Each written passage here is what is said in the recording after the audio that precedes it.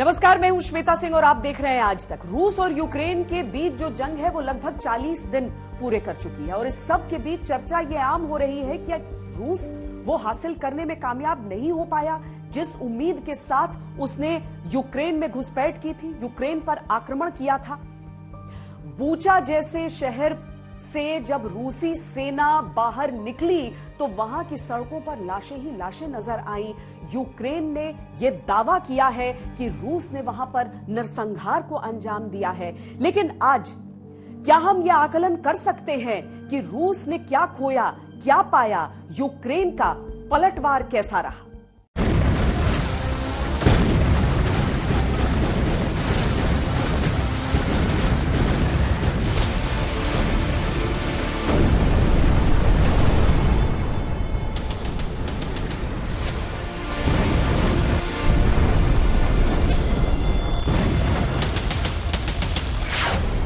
जंग कौन जीतेगा मालूम नहीं।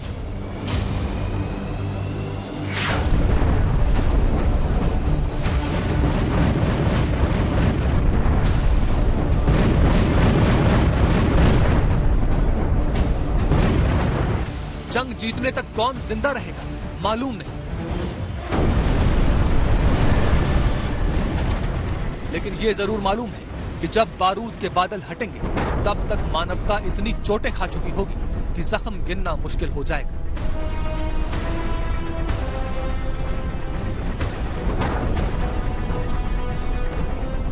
रूस यूक्रेन जंग के बीच यूक्रेन का दावा है कि रूस कीव, बूचा, चेर्नोबिल से हार मानकर पीछे हट गया। रूस इसे हार नहीं, रणनीति मानते हुए अलग अलग शहरों पर मिसाइलें दाग रहा है।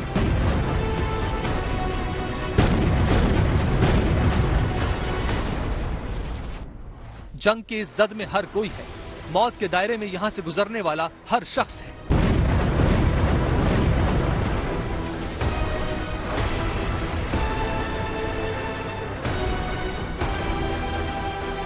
रूस के हमलों में तो कोई कमी नहीं आई है, लेकिन उसकी रणनीति में कुछ हैरान करने वाले बदलाव जरूर दिख रहे हैं। माना जा रहा है कि इस नई रणनीति का मकसद जंग को जल्द अंजाम तक पहुंचाने का है।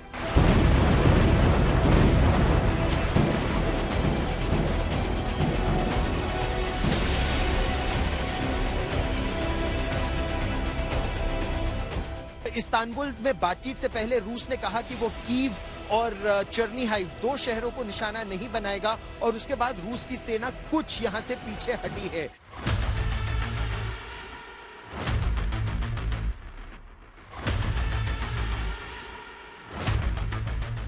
उनका मकसद था कि यूक्रेन को साफ तौर से बता दे कि नेटो या वेस्टर्न अलायंस मिलिट्री ब्लॉक्स के साथ अगर वो जाएंगे तो उसको उनका खामियाजा भुगतना पड़ेगा।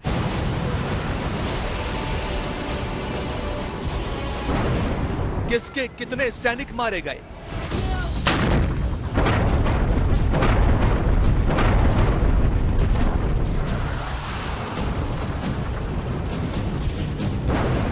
किसने कितनी जमीन पर कब्जा किया,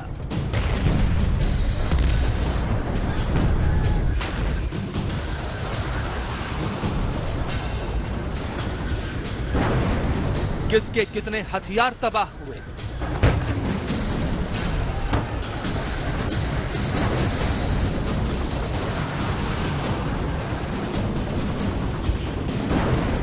किसके कितने सैनिक मैदान छोड़कर भाग गए,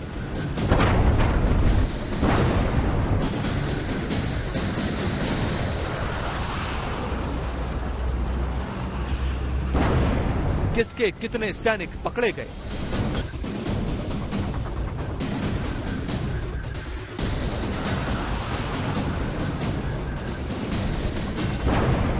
रूस का पलड़ा भारी है या यूक्रेन का?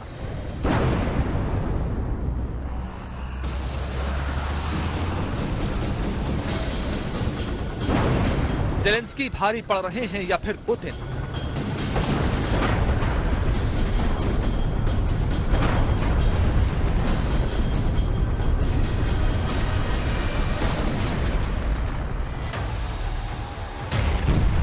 युद्ध में हार जीत के यही पैमाने होते हैं। इन्हीं के आधार पर कहा जाता है कि युद्ध में कौन हार रहा है और किसकी जीत हो रही है। हार और जीत को लेकर दोनों ही देशों के अपने अपने दावे हैं, अपने अपने आंकड़े हैं, लेकिन इन्हीं आंकड़ों और दावों के बीच जिंदगी तबाह हो रही है। हर तरफ मौत का मंजर है, हर ओर भयानक तबाही है। आग की लपटों ने सब कुछ जलाकर खाक कर दिया है। धुएं का गुबार ऐसा है कि जिंदगी में अंधेरा छा गया है। जो युद्ध लड़ रहे हैं वो मारे जा रहे हैं, जो जान बचाकर भाग रहे हैं वो भी मारे जा रहे हैं, जो बच गए उनका बारूद की गंध में दम घुट रहा है।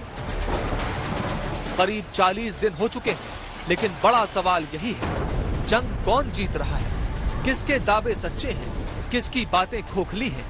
हम आपको सिलसिलेवार तरीके से बताएंगे कि करीब 40 दिन से चल रहे रूस यूक्रेन युद्ध में कौन किस पर भारी पड़ रहा है, कौन हार रहा है, कौन जीत रहा है।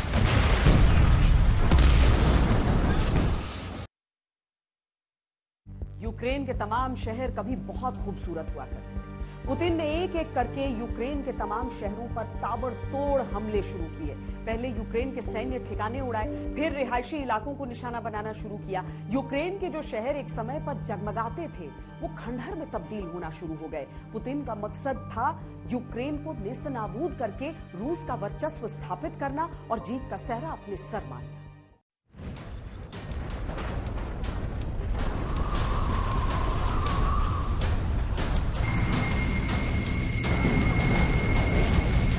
युद्ध जीतने का पहला पैमाना है कि दुश्मन देश ने कितनी जमीनों पर कब्जा किया और जिस देश पर हमला हुआ उसने उन जमीनों को दुश्मन देश से कितना वापस लिया।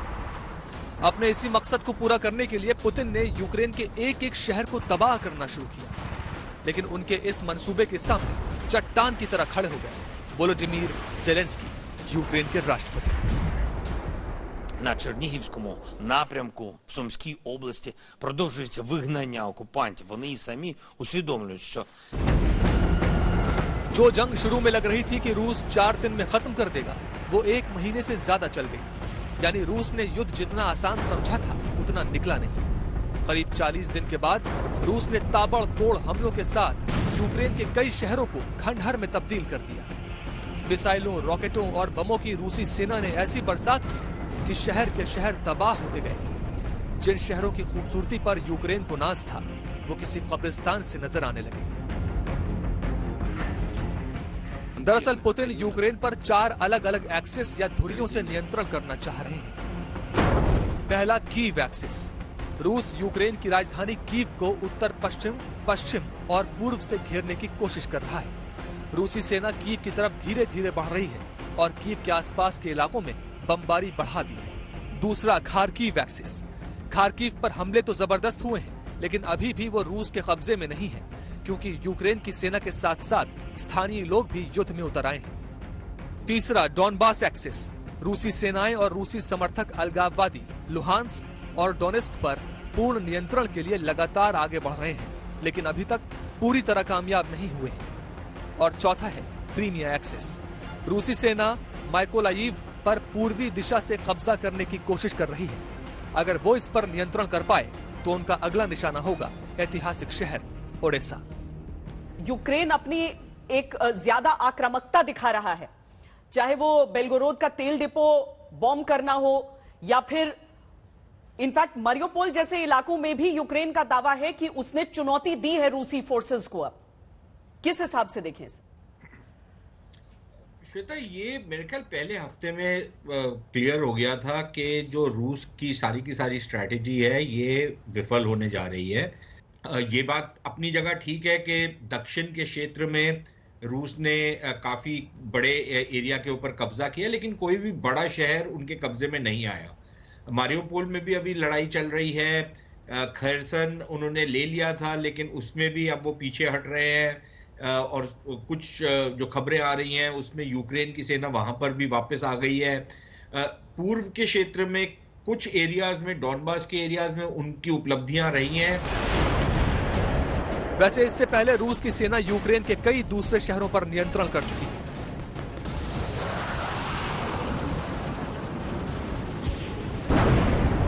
चेर्नोबिल पर रूस का कब्जा,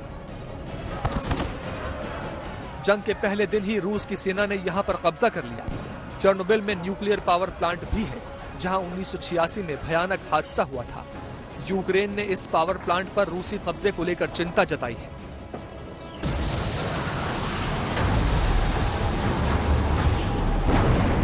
चेर्निहिव में संघर्ष जारी।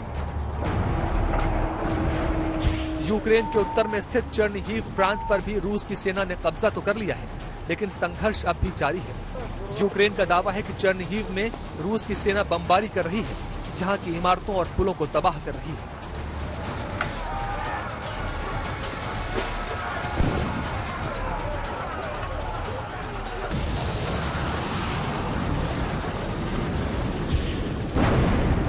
सूमी में युद्ध जारी।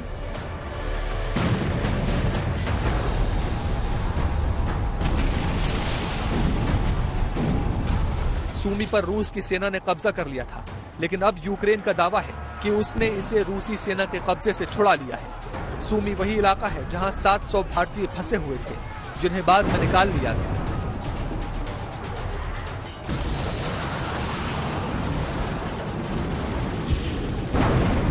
खेरसन पर रूस का कब्जा।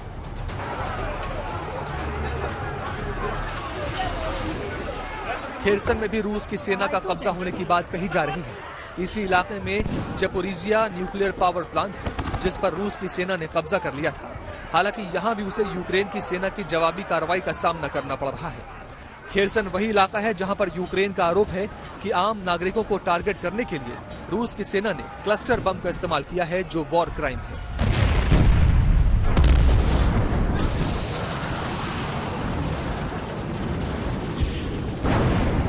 मारियोपोल तबाह हो गया।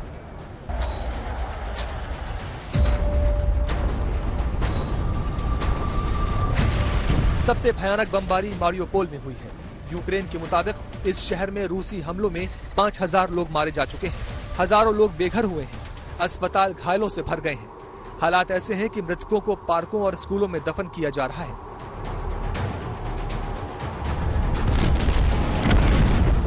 रूस ने यहां पर ऐसी तबाही मचाई है कि 90% इमारतें खंडहर में तब्दील हो चुकी हैं, लेकिन अभी भी इस पर रूस का कब्जा नहीं है। इसमें कोई शक नहीं कि रूस की सेना यूक्रेन की सेना से कहीं ज्यादा शक्तिशाली है और उसके पास हथियार भी ज्यादा हैं। लेकिन यूक्रेन भी हर मुमकिन कोशिश कर रहा है। कई मोर्चों पर यूक्रेन ने रूस को पीछे धकेला है। एक तरफ बात अभिमान की है, दूसरी तरफ आत्मसम्मान की है।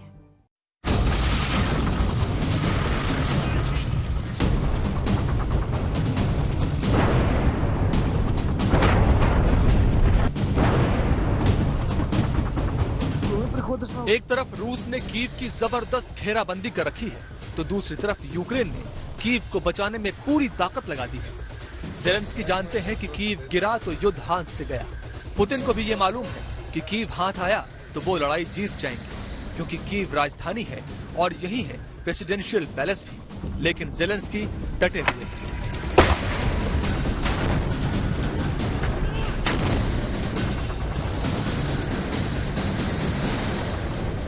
कीव यूक्रेन की राजधानी है।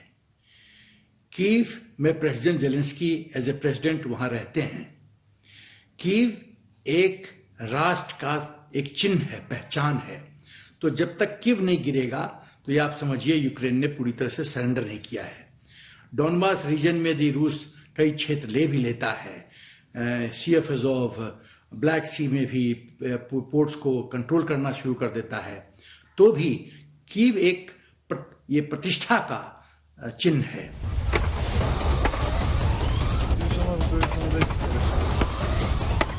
यूक्रेन की सेना ने हिट एंड रन की स्ट्रेटजी अपनाई है। नेटो देशों से मिल रहे हथियारों ने उनका हौसला बढ़ाया है। इन्हीं हथियारों के दम पर रूस की सेना दूर से निशाना साधने पर मजबूर है। रूस अभी तक यूक्रेन की राजधानी कीव पर कब्जा करने में नाकाम रहा है। यूक्रेन की सेना के मुकाबले रूस की सेना ज्यादा बड़ी है और उसके पास हथियार भी ज्यादा है। ये बात सच है कि हथियारों के मामले में रूस और यूक्रेन का कोई मुकाबला नहीं है, लेकिन अगर नेटो देशों की ताकत यूक्रेन के साथ मिल जाती है तो संतुलन बिगड़ जाता है। नेटो देशों के पास 54,05,700 सैनिक हैं, तो रूस के पास 13,50,000। नेटो के पास 20,723 लड़ाकू विमान हैं, तो रूस के पास 4,173। नेटो के पास 14,682 टैंक हैं, तो रूस के पास 12,420। नेटो देशों के पास 5,040 सेल्फ प्रोपेल्ड तोपें हैं, तो रूस के पास 6,574। नेटो देशों के पास 2,049 मिलिट्री शिप्स हैं, तो रूस के पास 605। नेटो के पास 144 पनडुब्बियां हैं, तो रूस के पास 70। और अब सबसे निर्णायक, नेटो के पास 6,065 परमाणु बम हैं, तो रूस के पास 6,255। यही वजह है कि नेटो के तमाम देश रूस से सीधा सीधा मुकाबला नहीं कर सकते हैं, क्योंकि रूस के पास जो परमाणु बम है वो दुनिया के किसी भी शहर को अपना निशाना बना सकते हैं। यूक्रेन नाटो का सदस्य नहीं है, तो आर्टिकल 5 के तहत तो नाटो घुस नहीं सकता। दूसरी बात है कि यदि नाटो घुसता है यूक्रेन में, military boots on the ground लाता है, ट्रुप्स फिजिकली लैंड करते हैं, तो ये वर्ल्ड वॉर 3 होने से कोई रोक नहीं सकता। तब रूस कहेगा ये वर्ल्ड वॉर 3 है और विश्व युद्ध 3 छिड़ेगा। लेकिन फिर भी यूक्रेन ने रूस के 15,000 सैनिकों को नुकसान पहुंचाने का दावा किया है। नेटो का अनुमान है कि अब तक 7,000 से 15,000 रूसी सैनिक अपनी जान गंवा चुके हैं। हालांकि रूस के दावों के मुताबिक अभी तक उसके 1351 सैनिक ही इस युद्ध में मारे गए हैं, जबकि रूसी आक्रमण में उसने 14,000 यूक्रेनी सैनिकों को मार गिराया है और 16,000 घायल हुए हैं। हालांकि रूसी अखबार कोमसोमोल्स्काया प्रवादा के मुताबिक 21 मार्च तक रूस यूक्रेन युद्ध में 10,000 रूसी सैनिक मारे जा चुके हैं। अखबार ने रूसी रक्षा मंत्रालय के हवाले से यह खबर छापी थी, लेकिन बाद में इस खबर को हटा लिया गया और कहा गया कि अखबार की वेबसाइट हैक कर ली गई, जिसके कारण गलत आंकड़ा सामने आ गया।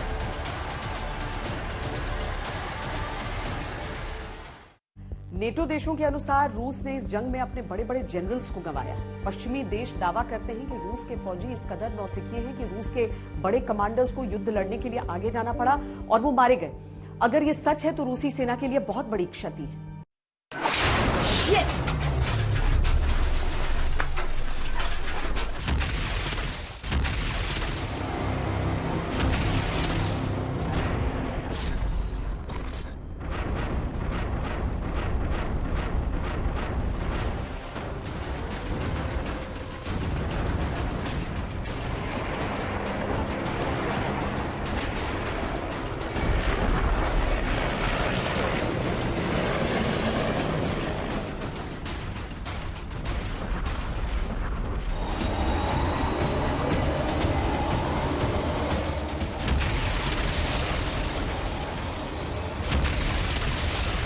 मैदानी जंग में फ्रंट लाइन पर जनरल्स का कोई काम नहीं होता।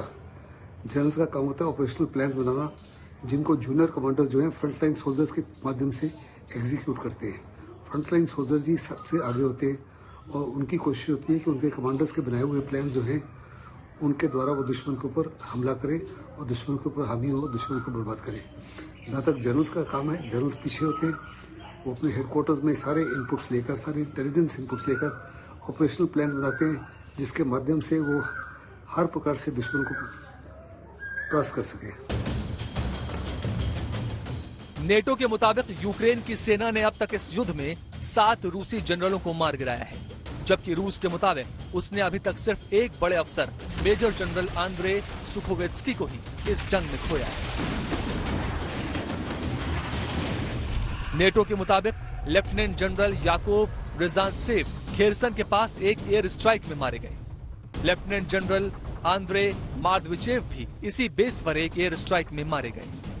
150वीं मोटराइज्ड राइफल डिवीजन के commander major general Oleg Mityaev Mariupol की लड़ाई में मारे गए। आजोव रेजिमेंट ने उनको मारने का दावा किया। 29वीं कंबाइंड आर्मी के मेजर जनरल आंद्रे कोलेस्निकोव 11 मार्च को युद्ध में मारे गए।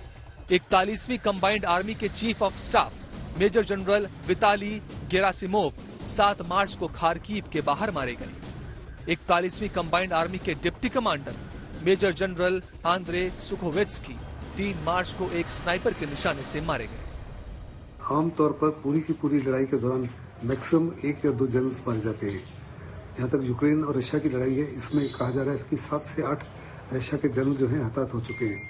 ये बहुत बड़ा सेटबैक है, साफ तौर पे दर्शाता है कि ट्रुप्स का मोरल और मोटिवेशन डाउन है, लीडरशिप पुअर है और इतने बड़े पैमाने पर जनरल्स का मारा जाना एक बहुत बड़ा सेटबैक है। मेरा मानना ये रहा है और आपने सुना भी है कि यूक्रेन की फोर्सेस का मोरल बहुत हाई है और उनकी लीडरशिप ने बहुत अव्वल दर्जे की लीडरशिप दिखाई। रूस की फौज का मोरल काफी लो है, साथ लेफ्टिनेंट जनरल्स, मेजर जनरल्स को कैजुअलिटी एक कम समय में एक अच्छी लीडरशिप, प्रोफेशनल लीडरशिप नहीं दिखलाती है। तो ये जो रूस कई जगह से हट रहा है, कीव से या चेन्नई से, इसको मैं टैक्टिकल विड्रॉल भी मान सकता हूँ।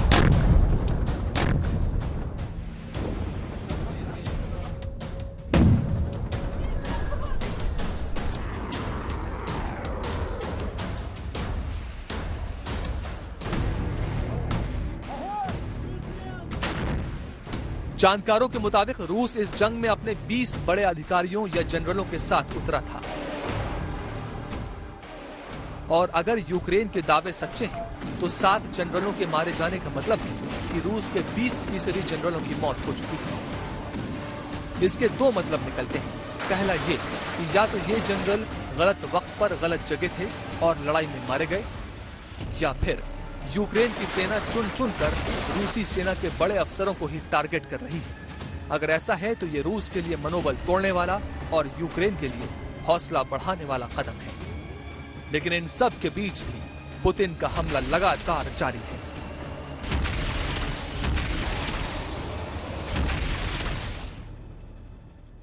संयुक्त राष्ट्र के अनुसार रूस के हमले के बाद से अब तक 40 लाख से ज्यादा लोग यूक्रेन छोड़ चुके हैं।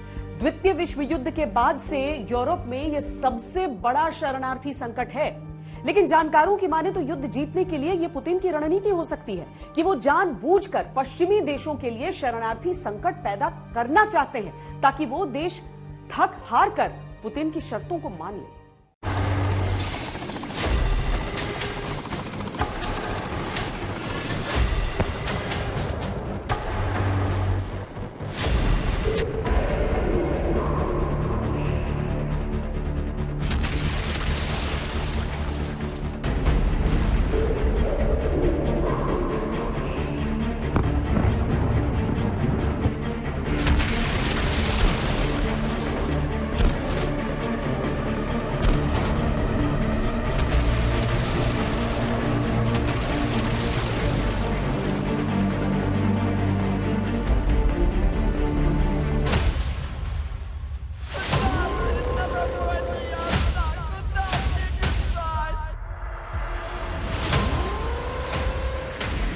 जिंदगी बचाने के लिए घर बार और जान में से एक को चुनना पड़े तो यकीनन आदमी जान ही चुनता है।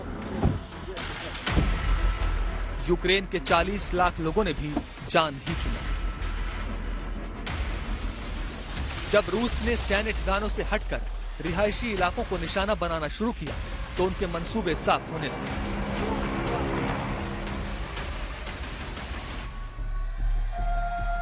ऐसे में लोगों के पास जान बचाने के अलावा कोई दूसरा चारा नहीं था। यूक्रेन के अलग अलग शहरों से जान बचाकर लोग आसपास के सुरक्षित इलाकों में पलायन करने लगे।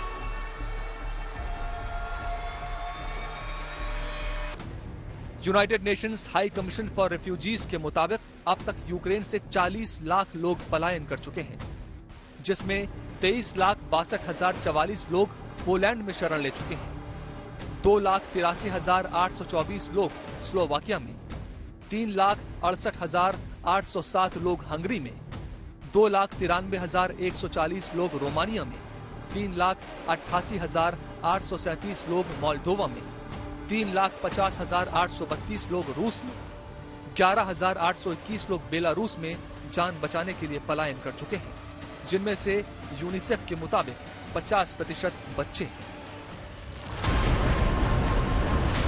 बम और मिसाइल जब आसमान से गिरने शुरू हुए तो उन्होंने न घर देखा, न अस्पताल, न शेल्टर होम, न बंकर, हर जगह तबाह कर दी।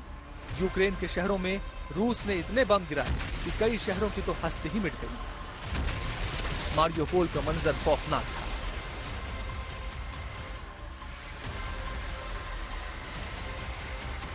статті договору про НАТО, і завжди ми говоримо про це, що наше небо потрібно захищати так, як і небо Альянсу, але ми розуміємо, що завжди є але, якою буде відповідь НАТО членам Альянсу на сході Європи, якщо вже вони звертаються по захист.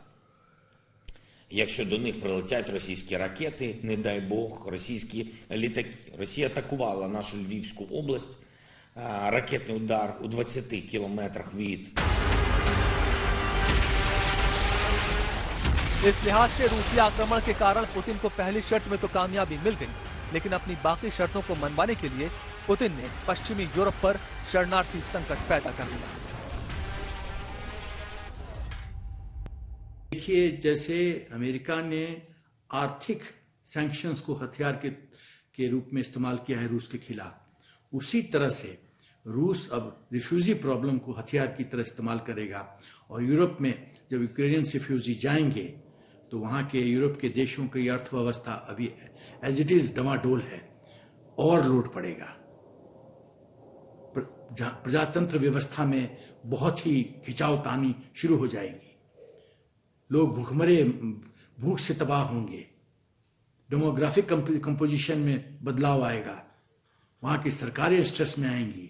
तो ये सब, ये क्या यूरोप इसको झेल पाएगा?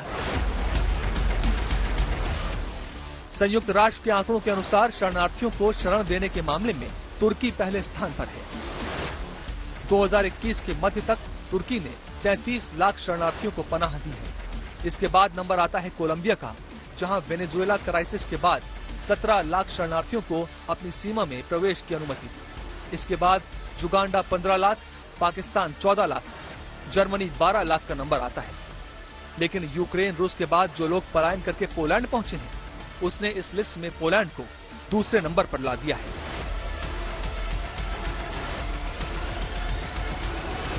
यूक्रेन रूस के हमलों से अगर तबाह हो रहा है तो रूस के लिए भी आर्थिक रूप से यह जंग आसान नहीं है। एक रिपोर्ट के अनुसार हर दिन रूस युद्ध में $20 बिलियन से ज्यादा खर्च कर रहा है। ऊपर से पश्चिमी देशों ने जो रूस के ऊपर प्रतिबंध लगाए हैं वो अलग। जंग वैसे तो लंबी खिंच ही चुकी है, लेकिन अगर ये जल्दी खत्म नहीं हुई तो दोनों देशों के अलावा पूरे विश्व पर इसका असर पड़ना तय है।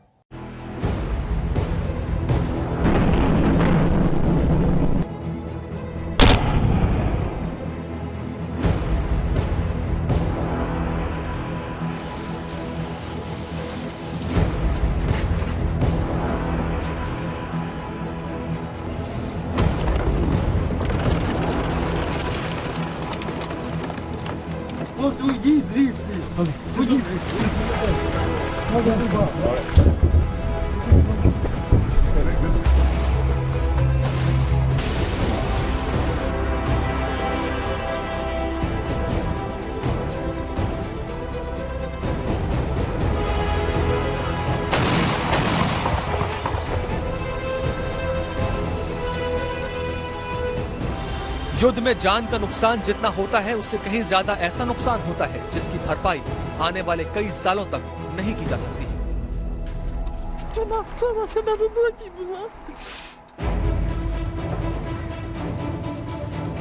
इंटरनेशनल मॉनेटरी फंड के अनुसार युद्ध की वजह से यूक्रेन की अर्थव्यवस्था मौजूदा के मुकाबले 35% तक कम हो जाएगी।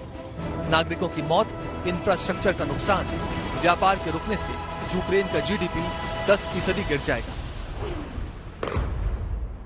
यूक्रेन इकोनॉमिक एडवाइजर के मुताबिक यूक्रेन की अर्थव्यवस्था को करीब $100 बिलियन का नुकसान हुआ है। यूएनडीपी के मुताबिक अगर यूक्रेन की फौरन आर्थिक मदद न की गई तो यूक्रेन आर्थिक लिहाज से कम 20 साल पीछे जा सकता है। युद्ध की वजह से यूक्रेन में हर दूसरा बिजनेस ठप पड़ा है। जो चल रहे हैं वो अपनी आर्थिक क्षमता से चल रहे हैं। करीब 26 लाख लोग गरीबी रेखा के नीचे जा चुके हैं। हालात बिगड़ने से बचाने के लिए यूक्रेन को हर महीने $250 मिलियन फंडिंग की जरूरत है।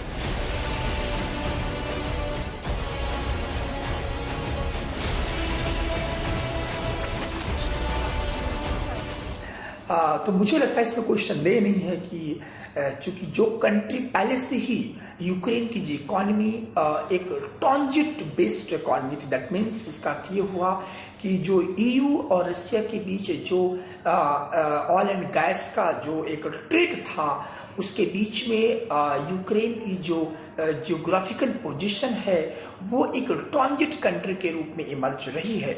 और इस एज ए ट्रांजिट कंट्री के रूप में जो यूक्रेन की जियोग्राफिकल पोजीशन रही, उसका यूक्रेन ने इतिहास में कई बार उसका एक लेवरेज लिया, जियो स्ट्रेटेजिक कह सकते हैं या कह सकते हैं रणनीतिक रूप से उसका एक समय समय पर उसका फायदा उठाया। उधर रूस को भी इस जंग में उतरना भारी पड़ रहा है। सेंटर फॉर इकोनॉमिक रिकवरी के मुताबिक युद्ध लड़ने के लिए रूस हर दिन $20 बिलियन खर्च कर रहा है। जहाँ तक आर्थिक प्रभाव का सवाल है, मेरा मानना यह है कि इस युद्ध का प्रत्यक्ष रूप से रशिया की अर्थव्यवस्था पर प्रभाव देखने को मिला है। हमने देखा है कि स्विफ्ट से जिस तरह से पाश्चात्य देशों ने रूस को बाहर किया है, तो उसका एक असर ये हुआ है कि वहाँ का स्टॉक मार्केट कोलैप्स हुआ। यूक्रेन में भारी तबाही के बाद अगर रूस युद्ध जीतकर वहां अपनी पपेट सरकार बनाता है तो यूक्रेन के पुनर्निर्माण की जिम्मेदारी भी रूस पर ही आएगी। हालांकि इस सब के बीच रूस की यूरोप को गैस सप्लाई पर फिलहाल कोई फर्क नहीं आया है। पुतिन ने प्रतिबंध लगाने वाले देशों से गैस का पेमेंट रूस की करेंसी रूबल में मांगा है, जिससे डॉलर के मुकाबले रूबल में सुधार आया है। एक युद्ध मैदान जंग में लड़ा जाता है, साथ ही साथ दूसरा युद्ध लड़ा जाता है जानकारी के हिसाब से। कौन सी जानकारी बाहर जानी है, कौन से आंकड़े दुनिया के सामने रखने हैं, कौन से नहीं रखने हैं, इसी को कहते हैं प्रोपेगेंडा वॉर। हम आपको बताते हैं कि इस प्रोपेगेंडा वॉर में किसकी जीत हो रही है।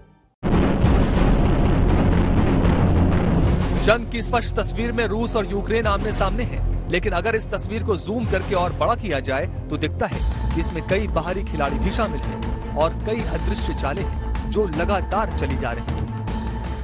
ज़ेलेंस्की लगातार सोशल मीडिया पर एक्टिव हैं। उनके लगातार वीडियोस जंग के माहौल में एक पक्ष पैदा करते रहे। पश्चिमी देशों का उन्हें मिला समर्थन उनकी छवि को पीड़ित योद्धा की तरह दिखाता आया है और रूस को आक्रमणकर्ता के तौर पर। इसमें दो चीज़ें हैं। एक, सोशल मीडिया पे अच्छी information, latest on ground events, उसका इन्फॉर्मेशन जो भी शेयर करेंगे जेन्युइनली, वो अच्छे करेंगे। दूसरा ये है कि जो मेजर सोशल मीडिया नेटवर्क्स है हर एक कंट्री में, उन सब में अगर उनका प्रेजेंस हो और रीच हो तो वो इंडिविजुअल या कंट्री अच्छा करेगा। तो एक जो सोशल मीडिया का जेन्युइननेस है वो बहुत ही इम्पोर्टेंट है और लोग को समझ आता है कि कौन ज़्यादा जेन्युइन है या कौन ज़्यादा जेन्युइन नहीं है। अब जो तस्वीर है वो ये है कि यूक्रेन के साथ दुनिया के तमाम देश खड़े हैं। रूस के साथ उसके दोस्त भी कम से कम युद्ध के समर्थन में साथ नहीं है। रूस ने जो जंग संप्रभुता की चुनौती के नाम पर शुरू की वो कहीं पीछे रह गई, क्योंकि यूक्रेन के लिए सहानुभूति की लहर सामने आ गई।